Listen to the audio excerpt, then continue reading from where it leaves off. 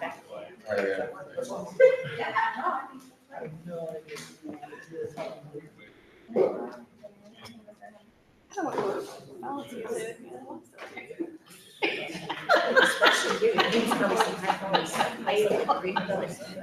know. Why am I?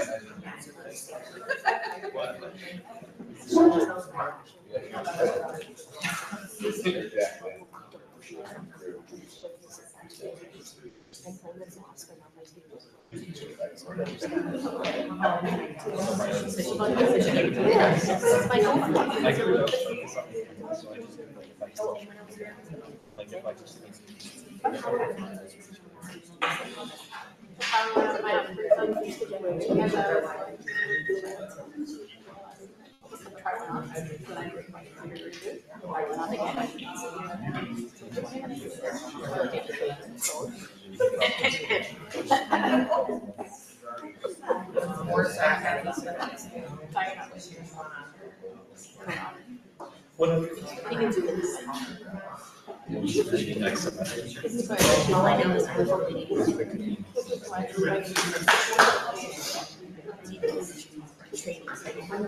Wait. Hey, you can volunteer me, that's a lot of reading, I'm a math teacher. I do big words. No, it's okay. Yes. Big words.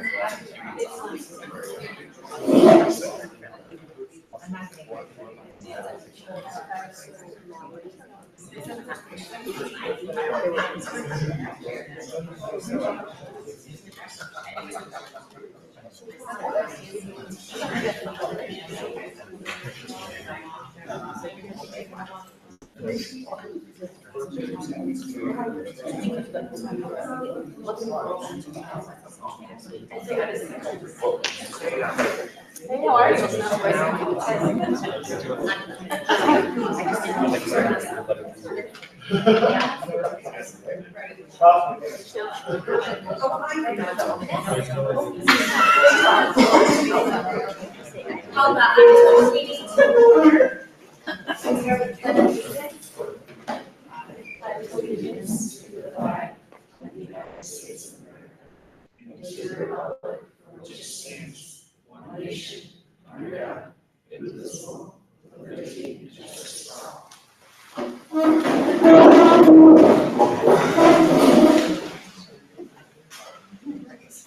Please let the record show that all board members are present. Start with the Bearcat Nation highlight. All right, we have some exciting stuff. We have our first, I'm gonna make sure my slideshow here, you go to the next slide so I can see. Oh, our first thing is we want to show this is the last video. You can go back, sorry. This is the last video that they made of our athletic project that we have out there, so I wanted to make sure that we show that. It's pretty neat when you look at the timeline and all of the stuff that they've accomplished and we've got out there. And with homecoming this Friday, I'm gonna have everything there.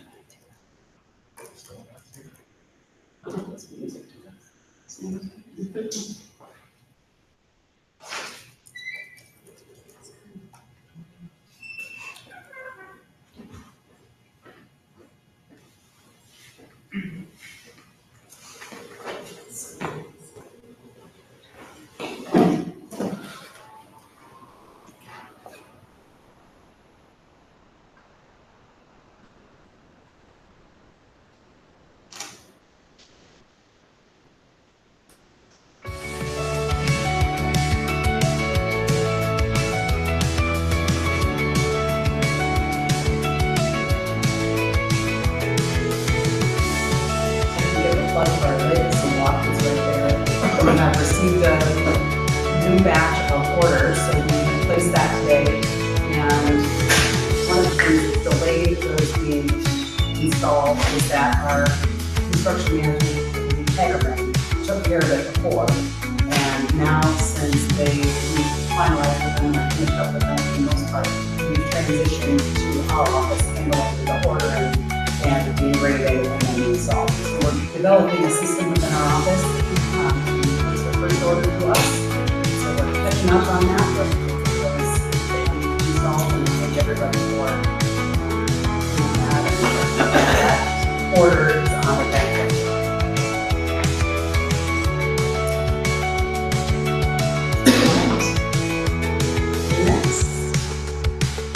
Okay, we have Mallory Lucas. There she is. All right, we wanted to congratulate Mallory Lucas, middle school teacher, on her Indiana Academic Coach of the Year finalist. So very exciting, and would love to give her a round of applause for all of her.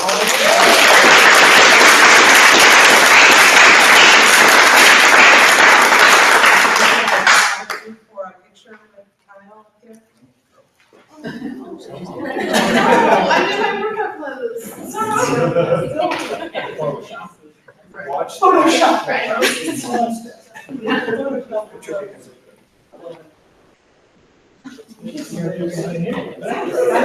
Come on. This is embarrassing. Okay. There we go, perfect, thank you. All right. And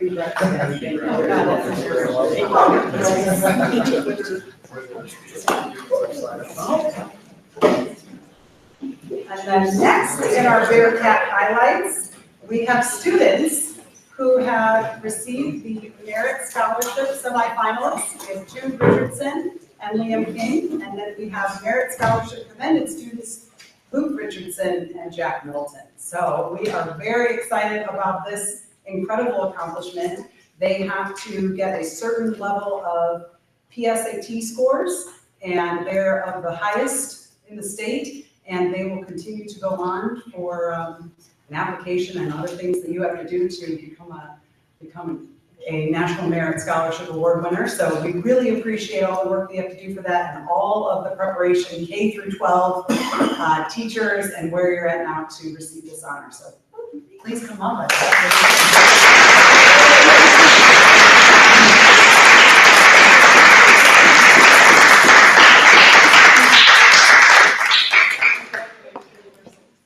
you so much, brothers. Here we go. Thank you. Thank you. Very excited. Surround ourselves. Did you get that in there? Yeah. I'll let you snag one now. Yeah.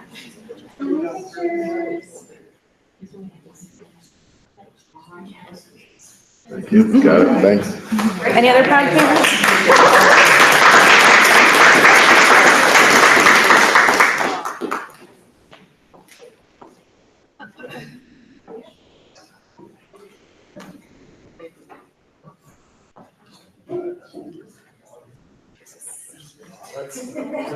That is all for our Bearcat Nation highlight, and students, you may leave if you'd like to. You don't have to stay for all these.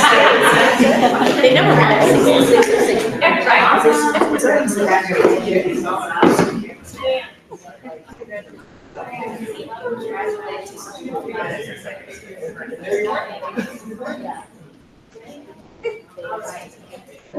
Moving on to public expression agenda items only. Okay. Good evening, everyone. My name is Amy Hardesty Asher, and I'm speaking as Union Township Teachers Association President. I appreciate the opportunity to talk. I'd like to first acknowledge the meaningful progress that's been made in this round of negotiations, not only in the proposals at the table, but also in the mutually collaborative approach to the process. There's been a noticeable and positive shift in the tone of the conversation. There has been more open dialogue, more transparency, and a stronger sense of collaboration at the table. That change has been meaningful. It has been instrumental in moving us past prior frustrations and has enabled us to collectively build a more productive and respectful working relationship. To be clear, there's still work ahead. We haven't solved every issue. And we know continued progress will take ongoing effort from both sides. But the foundation we're building now is stronger than it has been in years, and that's something worth recognizing. There is much to be grateful for, and I want to extend my sincere thanks to the UTTA bargaining team, the Union Township School Corporation leadership team, and the members of this board for their roles in bringing about this positive shift. If we continue to move forward with the same respect and shared purpose, I am confident we can build a partnership that will leave a lasting impact on our students, our educators, our schools, and most importantly, our students. Thank you very much. Any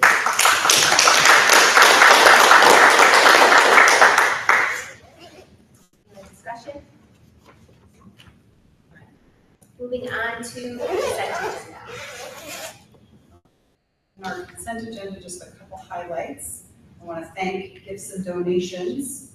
I know that we have families, and we also have a donation from Meyer in this month's gifts and donations. I want to thank behind the scenes. I know that we have community members that reach out, find grants, community opportunities for us, and that's a commitment behind the scenes too, to get those things to take place like Meyer. So thank you very much to those for gifts and donations.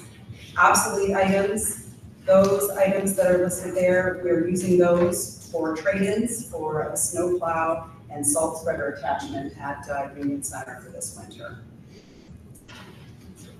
What's that have on the consent agenda? I have a motion to approve the consent agenda. All those in favor? Aye. Any discussion? Motion carries. Personnel report, not the consent agenda. I wanted to let you know that we have our new special education paraprofessional, Sarah Tracy. And I did just see her walk in. So Sarah, if you would like to introduce yourself, talk about a little bit of your experiences, and we'll welcome you to board. Oh, thank you, thank you. Actually, Jenna knows me. Jenna was the principal over at Jones Elementary, where I was a substitute preschool teacher. Most of my experience was in special education. I love that department more than anything. I think, gosh, sorry, my son goes here. This is my second year here. He's in 8th grade, so he said wonderful things about the school district, and I thought I would come here and all. Welcome. Well, thank you very much.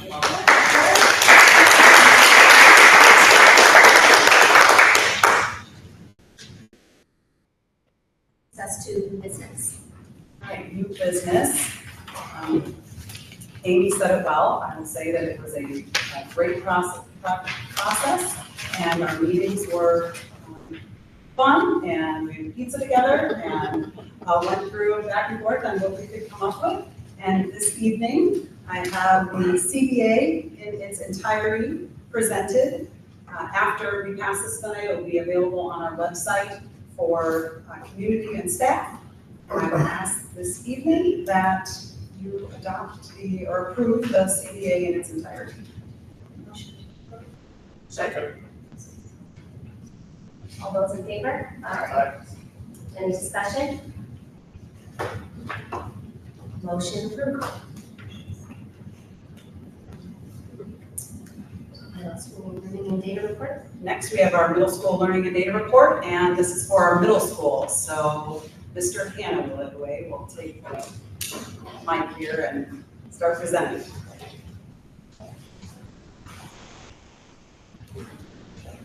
Hello. Good evening. I think I need to start off by saying how grateful I am to be here right now. It's not often you find something that you enjoy so much that, I gotta be honest, I don't hit the snooze on my alarm anymore in the morning. I'm usually hop out right out of bed and so excited to get to work. And we're at 45 days officially today, so we're a quarter of the way in, and just the commitment by students, staff, parents, community has been overwhelming. So I feel like we're trending in the right direction. We've done a lot of work. We still have a lot of work to do, but we're excited up for the challenge. There's a lot of UTMS members in the house tonight, so I'm going to ask you guys to stand real quick. I want to give these guys a shout out. Sarah, you're part of the family now. I got to give these guys a shout out.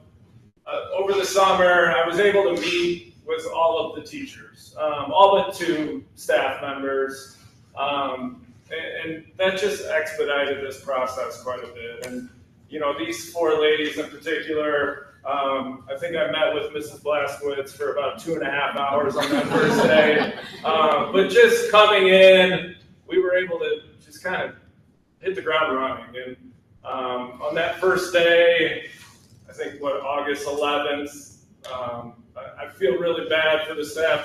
Obviously a lot of turnover, but you know, my message to them was, hey, we don't really have time to figure each other out. You got to trust me, I got to trust you, because they're rolling in 2 days, and we're going to do what's best for kids. So like I said, we're trending in the right direction. I'm super excited to see kind of what's ahead. But thanks, you guys can do it. But I usually don't like acronyms, but I felt like these were very appropriate for where we're at right now. And I'm going to apologize. I know a lot of it is the data report. I think Kristen and Jenna did a phenomenal job of just kind of showcasing what we're about academically. But especially at the middle school, we're so much more than a number. We're not at above proficient, approaching, below. We got kids, right? So we know that score is kind of a byproduct of what we pour into them each and every day. So these kind of 4, I do want to highlight. We won't take too much of your time, but I think there's so much good stuff happening, not just at the middle school, but in the district as a whole. So the first one's unity.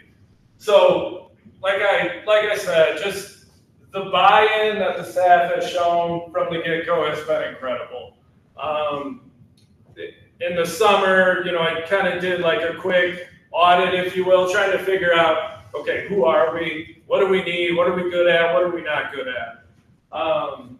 And this just kept coming up over and over and over again. And it was worded a little bit differently, but just the idea of we're going to do what's best for kids.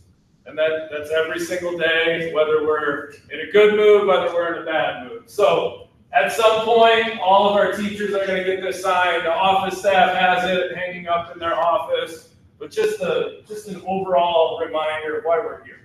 And especially when you get into the dog days a little bit, like right now, where we've been going at this thing pretty hard for 45 days, and just kind of step back, reevaluate. We're always going to do what's best for kids. And then I think the next initial push was just getting that buy-in from parents and community. So one thing that we really tried to do is get more involvement. And I'm not a Facebook guy, I'm not good at it, but I did find like the analytics side of it. I'm very data-driven, kind of data-informed, but just looking at these numbers, we have an incredible community who really values education, and I think we're doing really good stuff here. Let's showcase it. There's no reason to hide, there's no reason to run from it. So just kind of looking at this, we're up about 200% from where we've been in previous years, just with clicks, I guess, likes, pictures seen, videos, all that good stuff. In addition, the newsletter, last year there was about 8,400 views. This year we're already over 5,000, on pace for over 20,000 views. So just kind of leaning into our strengths, which is our community, making sure we're highlighting kids, our staff, all the good stuff that's going on. In addition, just to kind of keep that connection with home and school, every student gets a postcard from us, and these are handwritten from our teachers. Just a little note of appreciation. Just, hey, you're having a great week, you're doing a great job, whatever that looks like. I will say I had no idea that postage stamps went up as much as they did. But nonetheless, it is really nice for them to get that piece of mail at home.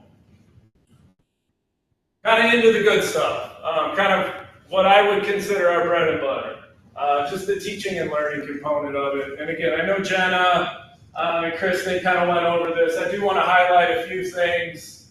And I think as an admin staff, we're kind of looking at some league schools, who we can compare to. Tried to identify some of the heavy hitters like the Carmel, the Brownsburg, the Zionsville, but also pouring into some local schools, Munster, Hobart, Valpo, and then some other schools that kind of fit with what we are here in terms of enrollment, free and reduced lunch. So I gotta ask Miss Lucas to stand real quick. I know she's gonna love that.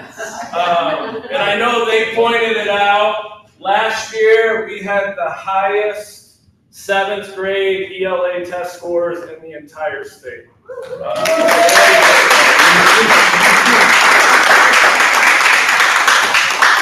In addition, Mrs. Blasquez, I'm gonna have you stand real quick. Our 8th grade, Mrs. Blasquez, 8th grade ELA teacher for us. 60, I know it's hard to see, but 66.3%. That was number 5 in the state. I know it was Carmel, Brownsburg, Zionsville. I think it's the last one, but just incredible performance. And I'll be honest, when I was getting ready for the interview, kind of looking at the data, I'm not surprised. I've been in their classrooms, what they do, how they operate, and just their connection to kids. It's just incredible. It's impressive. So, and it's not just those two. It's to be said about all of our teachers, but obviously they're in attendance tonight. So ELA, math scores, again, top 15 in the state, kind of across the board. Just kind of looking at those numbers, when you do math and ELA together, over 50% of our students pass both of those. I think it's number 13 in the state. So teaching and learning, that's what we want to be about, and luckily, we're really good at it. So that's all good news. And I think as we get to a point where we want to kind of take it to the next level, and I know Mrs. Asher talked about some changes. One thing we're really emphasizing is the PLC commitment and just, creating that collaboration amongst departments, amongst different grade levels to just come up with best practices. What does it look like for our kids? How can we even get those numbers up a little bit higher? In addition, just some reflective practices. I think Mrs. Barnes is going to maybe talk about what's coming up on November 4th, but what does that look like? That professional development day. How can we get a little bit better? So we're going to go through some things as a staff, like a grading audit, look at curriculum maps. 2 things we're looking to implement in November, instructional rounds, where teachers are able to go into other teachers' classroom, look at those strategies, look at how they can implement it. If Mrs. Elliott's going into an ELA teacher's classroom, what does that look like? What are some strategies that she can take back to her classroom? And then again in November, some teacher-led PD. So we have some really strong teachers that are really, really good at a lot of things. How can we get that exposure to some of our other teachers? So kind of the teacher-teach model.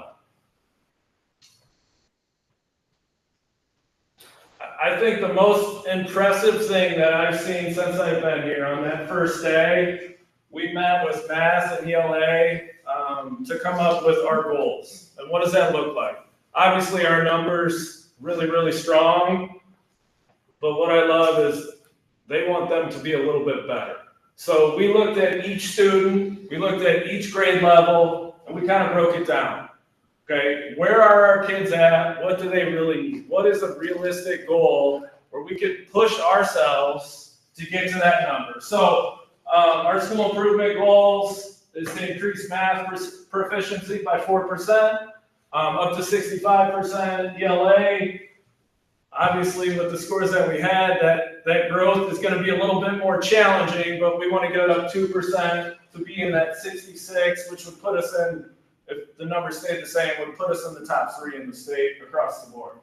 And then we want kids in school.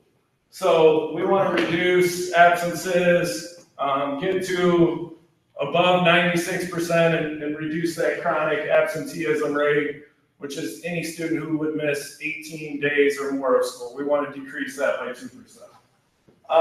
So just some incentives there. How can we motivate kids? We did implement a new PBIS initiative, almost like a Caught Being Good card, where the month of September, our theme was respect. So if students are showing respect in the hallway, in the classroom, lunchroom, they get a cat coin, they bring it down to the main office, they're able to drop a little chip, wherever that chip lands, they get a reward for it. So in September was respect, October is leadership, so just trying to highlight all of our students who are really doing a lot of really good stuff. So again, 45 days in, but I feel like we are kind of setting the tone at what's to come. And then another just incredible experience thus far for me, and I think Mr. Krushka said it in his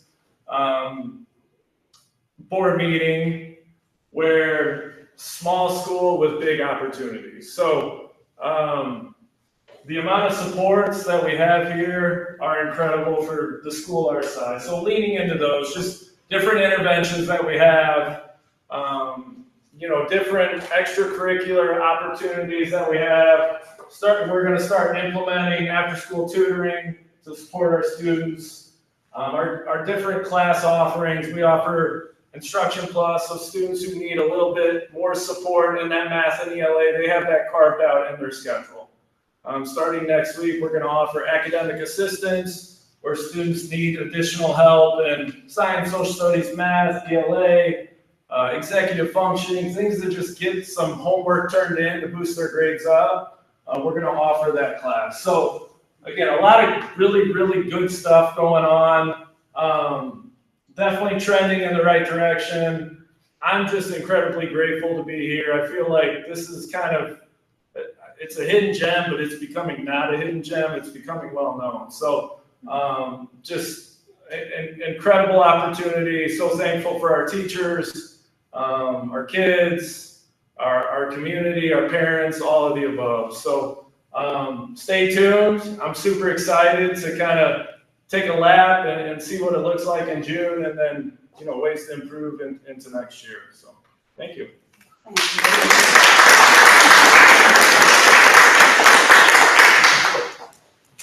I appreciate the acronyms and how you made that all work in your presentation. So that's awesome. Yes, that was absolutely wonderful. Mr. Hanway was there with his 2 little girls and walking through, and the board had a table, so that was a very wonderful event. Yes. The next item on the agenda is for the board to hold an additional appropriation hearing on the proposed bond proceeds. There will be an opportunity for the public to make a comment about the additional appropriation of the bond proceeds. The notice of this additional appropriation hearing was published as legally required. We will now open the public hearing. We ask that you state your name and address, limit your comments to the proposed additional appropriation of bond proceeds, and keep any comments to 3 minutes. Are there any comments on the bond appropriation hearing? Seeing none, we can move on. Could I have a motion and second to adopt the additional appropriation resolution? Second. All those in favor? Aye. Any discussion? Motion carries. Could I have a motion and second to adopt the final bond resolution? Motion to approve. Second. All those in favor? Aye. Any discussion? Motion carries. We will move on to the budget adoption. Okay, so part of the process, as Mr. Cochran had presented a couple meetings ago, and then he also presented the budget at our last meeting. This is the final step where we adopt the budget. And the budget is already on our website and will be loaded into Gateway upon approval.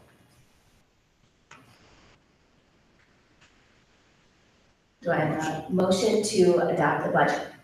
Motion to approve the budget as presented? Second. All those in favor? Any discussion? Motion carries.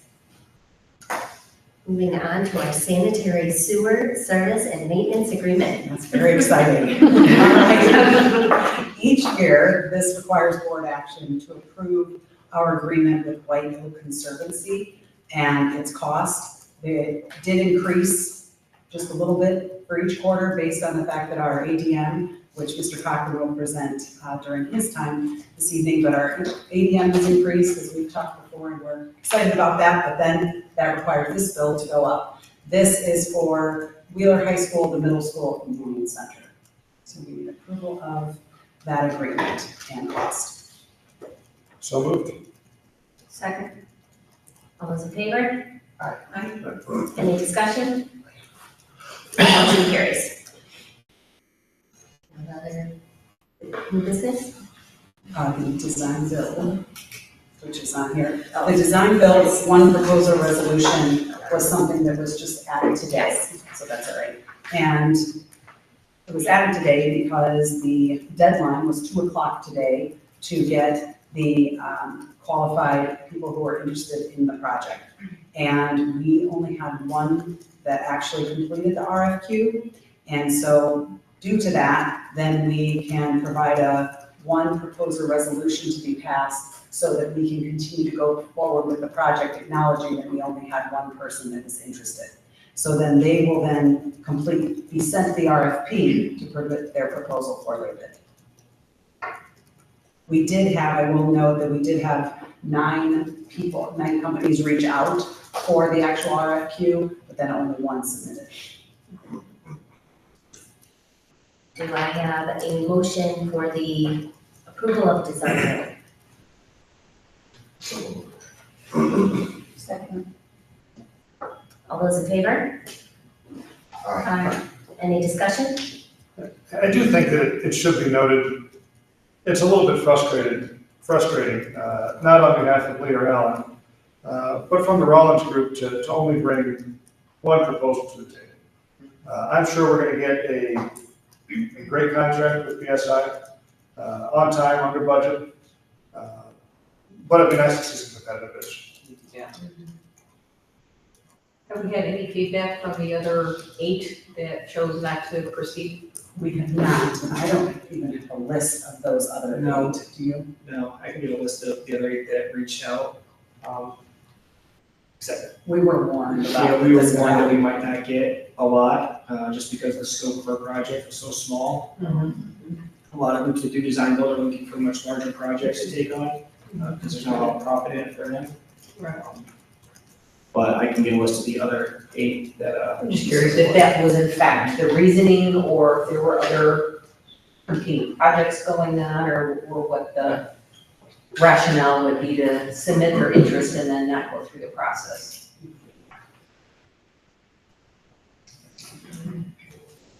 Any other discussion? Motion carries. We have no other business. Okay, moving on to our financial report. all right, so after concluding the month of September, after August was a pretty good month, as I had said, our funds moved back closer to normal projections for this type of year. We are slightly over budget in the education fund. Again, coming up with 3-day month, we expected that, but we expect that to get back to on budget by the end of the calendar year. And our operations fund is roughly 2.19% under budget at this point. We expect that number to grow a little bit before the end of the year as well, as long as we don't get any significant increases between now and December 31st. Our ADM count was conducted and submitted to the state on October 1st. We thought we were gonna be up in ADM. We were hoping to be around 1,400 kiddos. We ended up with 1,407, which is up 28 from our spring count, and it's really up 32 from what we had originally projected back in the spring to the state. So again, just because of the things Mr. Hanley discussed, and we've learned from middle school and high school, I mean, kids want to be here, so they're coming to us, and we are very happy to have them. So, and the last thing I have is our estimated education fund revenue. We will get an updated copy of this after our ADM count is certified by the state, which we should have before our next board meeting. But they projected us at, again, the 1,375 kids that we thought we might have, because we thought we might lose a few kids. But because of that, they estimated us to be $11,127,443. That number will go up based on our 32 additional students from that. So very exciting news for us, ADM-wise. Are we getting the majority in elementary, middle school? Our or is it- biggest jump was the middle school. Oh, okay. But by far the middle school was up, Okay. I don't want to say 32, but it was pretty close to that. Elementary schools were pretty close to the same, high school was pretty close to the same as last year, but it was the middle school. So, Although, as you recall, we had to add an additional first grade classroom in our kindergarten numbers. they're slightly up, but overall, as the school goes, the numbers are about the same. But yeah, we did have the additional kindergarten class at UCE as well. So back to 3 classes there. We didn't know how many we would get for kindergarten, and we might get plenty to have 3 have 3 sections there. Yes. So we're excited about that, because that's the goal with it, with opening up for transfer students to come in, is that they are able to come in kindergarten or those younger years and go through. To Mr. Hanley's point, I think he's absolutely right. I think that our K through 8 is getting well-known, is out there, and people are hearing about how great our schools are, so. I mean, we're here, so. Great.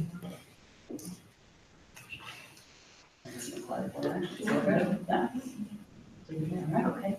I'm up. Superintendent? All right, so Teacher Professional Development Day, November 4th. As you may recall, we moved to this day because that's the election day, and we felt more comfortable not having kids in our buildings, and it just worked to move from October to November. So we've kind of declared that as our new Professional Development Day, so that is on November 4th. And we have a keynote speaker coming in the morning. We've worked with the principals, and the principals have worked with their staff to kind of look at what each building needs. So there'll be some time for curriculum development, what each building's passion is, and learning that they've requested. And then from our ISTA grant, they're going to be providing us lunch again. So I'll be working with Mrs. Asher to get a great luncheon catered in for our teachers, which is always a good thing and makes people look forward to coming on that day. One more thing to look forward to.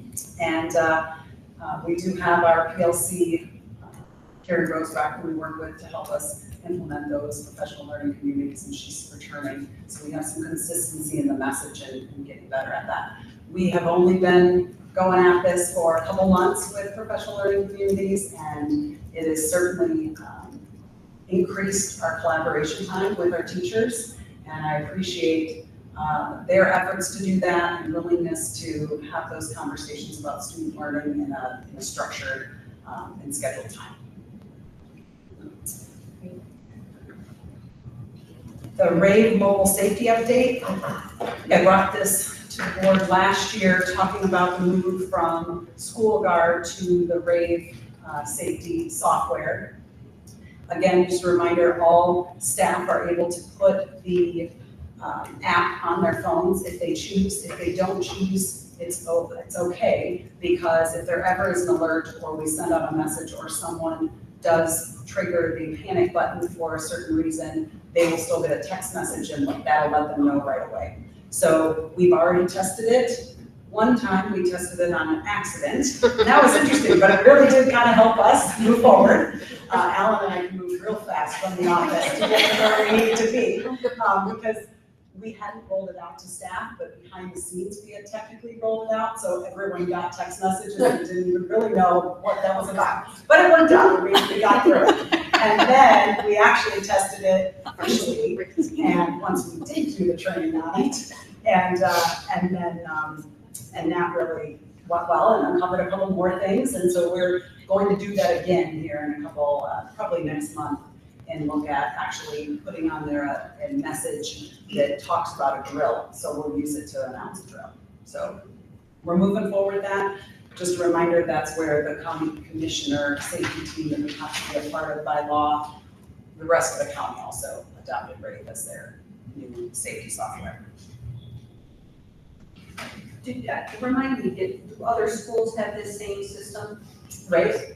Yes. So if there's something happening at Gulfport, we might get some sort of notification? So what happens behind the scenes is we have a spreadsheet that literally has all of our police departments, officers, all superintendents, all safety specialists from all the districts. And yes, they're uploaded into our system, and like, for example, me and Alan are uploaded into their system. So we will get notified if there is an active assailant at another corporation or a panic button is scheduled. We actually, when our false alarm happened, it was actually the medical assist button. And it was interesting because we had already uploaded, resource officers at Chesterton got our message. Oh, wow. And because we were quickly able to say this was a false alarm, and sorry for the test, they received that and they were okay with it. So it does absolutely work. I just went to a safety meeting for the commission this week, and we have the FBI list and the Indiana State Police that will be getting that list, and that'll be uploaded to our system too. So this is going to stretch far and wide, and is said to be, and the reason that we moved away from School Guard is because of it's more foolproof in people being able to get the messages. Because School Guard required so many phone updates and you can only get the messages through the app, we had some issues with it happening in our buildings. The other nice thing behind the scenes is that with School Guard, you just have a big geofence. So you kind of look from above and there's a big circle, and anybody in the circle can activate the any of the buttons on the app to say that there's an emergency. If you're outside the geofence, it doesn't work that way to alert everybody. You can still call 911 from it, but it doesn't alert everybody. But interesting, the way that this new program works, the geofences, there's a giant geofence around each of our campuses, but then within each campus, there's little geofences. So if we were to alarm something here in the Commons, it would show up on our phone, alerted in the Commons. So we know right where it is. And then the police can actually even see a map of our building and know right where it's been.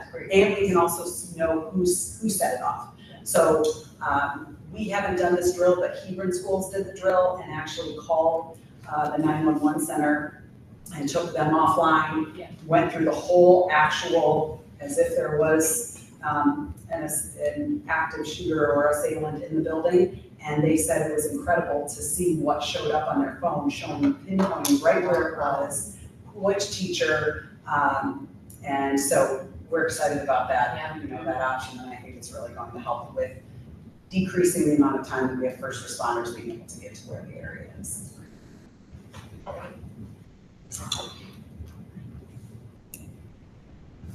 And celebrate. All right. This is the exciting part, and I have a lot to share here. So we had, at the high school, we had about 30 students take a field trip to Herschel Labs. And if you recall, we went there in the past with Mr. Hunter's group here. And when I was there on that trip, met someone who said, absolutely, bring a group of kids over and we'll take a tour. And so I gave the information to Mr. Kenny, and he reached out to the contact and was able to make that field trip happen for about 30 of our high school students. So they were awed and treated like it was a seminar. They provided lunch and breakfast and a lot of goodies, and so thank you to Urshel Labs for sure for allowing us to make that visit and making that connection. And for Mr. Kenny taking those kids. Mr. Kenny also did, in line with our STEM initiatives that we're continuing to increase here at our schools, he also took 10 of the students who are enrolled in the dual credit astronomy course, along with faculty, and this time he invited families to come too, to the observe and tour the telescope operated by the Belgrade University Department of Physics and Astronomy. And I didn't go because it was in the evening, but it was, I think he invited our entire STEM team if we wanted to come, and it was around 8 o'clock at night. Was it 9 o'clock? 9 o'clock, Way past my Yeah. And it was dark, and because they looked in this telescope, and so he said it was awesome. So maybe in the future we'll be able to do something like that. But I was excited to know that when we talked about it, he said, I'm going to reach out to families this time and invite them, and he definitely got people to show up, so that's great. PSATs occurred. I want to thank our counselors, Mrs. Sims, Mrs. Dobson, and Mr. Rodsta for their guidance in leading those PSATs. Remember, that's 8th through 11th grade, and we look forward to getting those results. Athletics, we have a lot of people that have been all over the place being recognized as on first team and second team athletics. We've got our football game coming up Friday that I mentioned, and we are currently state ranked number 10 for our football team, so we're really excited about that. Our 8th grade girls volleyball were our conference champs, so I was excited to go out to Whiting and see that game. Theater, Christmas Carol is underway, so be ready, don't miss out on that. The middle school Fall Fest, they ran a Nelson's Chicken fundraiser, so I appreciate all the community that is involved in that and supported our Bearcat Theater. Let's see here, got middle school. I know that Mr. Hanaway mentioned that, but they are doing a program for a student of the month. And so in talking with Mr. Hanaway, I think what we're going to do at the end of the school year, we'll recognize and invite all of those kids and get one giant picture of the kids that are recognized each month. So we're excited about that, and that's an addition. And then elementary, they have had their Fall Fest, and so it is an exciting time for all of our high schools to be doing events for the fall. And they are also starting to work on their One School, One Book activity that is great. If you remember, we bring the kids over here, they get to see the production and be a part of it while they're reading the book, and so it's really worked out. And remind me what we're doing. Not yet. Oh, no, it's a secret. Okay. This is recording and kids can watch it. I wondered, because I was like, I don't think I saw that in the notes. I'll tell you later. All right. But there will be a performance at the middle school, just like last year. Yes. Now it's coming, I think I know that. I won't let the secret out. All right, so that's all I have. Can we remind everybody of the craft and vendor show coming? Oh, yes, please. That is November 15th. Just want to get that out there before, because. Do we have a flyer? Yeah. Ready to go for that or not yet? A flyer, yes, it's being shared on Facebook, so, and so we'll get I'll it make sure I did. all the schools, but yeah, that is one of our biggest fundraisers for all of our athletics for middle school and high school. So if everybody can mark it down on your calendar, that's November 15th from 9 to 3. And that's in our field house again. Yes. And it actually extends out into the grand hall. Yes, and- yes, We have many family or community members who then become a part of that and sell their crafts, and I Yes, we really have a lot. appreciated that last year. I can't remember how many last year, but I don't remember, but it was a record. Yeah. So this year we're hoping to even improve on that. yeah, Right. we talked to Ryan about extending it as far as we can, and, Last year, there were some kids' activities. Are we Yes, doing and that I this think we year? will be having all that as well, same thing, so families can bring their kids, they can shop, and kids can play. So, Awesome, great, thank you very much for mentioning. Do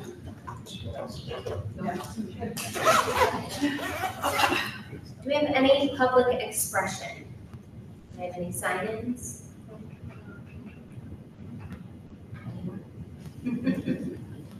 No public expression, thank you. The next board meeting is scheduled for November 19th at 6 PM. Do I have a motion to adjourn? So moved. Meeting adjourned.